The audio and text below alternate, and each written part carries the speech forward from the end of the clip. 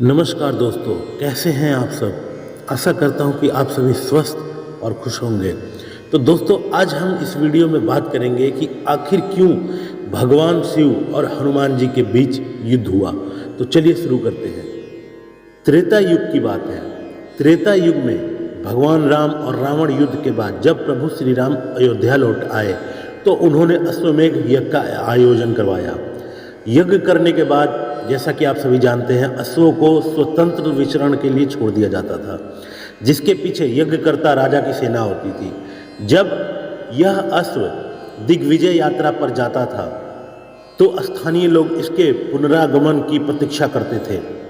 इस अश्व के चुराने या इसे रोकने वाले नरेश से युद्ध होता था।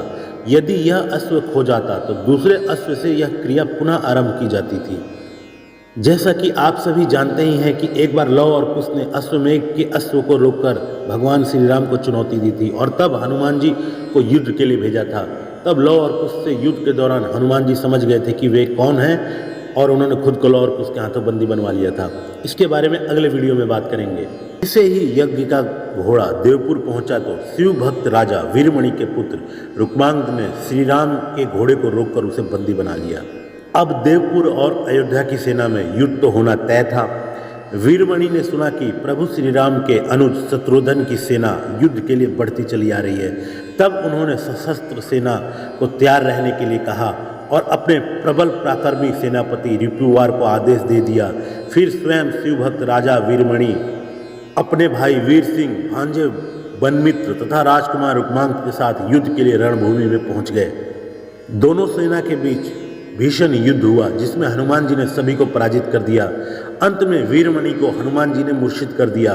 वीरमणि भगवान शिव का बहुत बड़ा भक्त था और शिव जी ने तपस्या से खुश होकर उसको वरदान दिया था कि जब भी उस पर कोई संकट आएगी वो सहायता के लिए अवश्य आएंगे।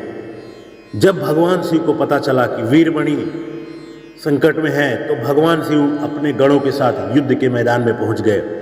भगवान शिव के गणों ने सभी कुछ छिन्न भिन्न कर दिया। वीरभद्र ने शत्रुघ्न के पुत्र पुष्कल का सिर काट दिया और शिव जी ने शत्रुघ्न को घायल कर दिया। तब हनुमान जी ने दोनों को रथ में रखा और सुरक्षित किया।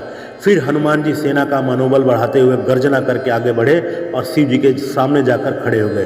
फिर भगवान शिव और हनुमान जी में बहुत ही भीषण युद्ध हुआ। जैसा कि आप सभी जानते हैं, हनुमान जी रुद्रावतार थे और उन्हें सभी देवी देवताओं ने वरदान भी दे रखा था कि उन पर किसी भी अस्त्र शस्त्र का कोई भी असर नहीं होगा, ना ही उन्हें कोई बांध सकता है और ना ही उन्हें कोई पराजित कर सकता है। इसी कारण भगवान शंकर और हनुमान जी में बहुत भीषण युद्ध हुआ।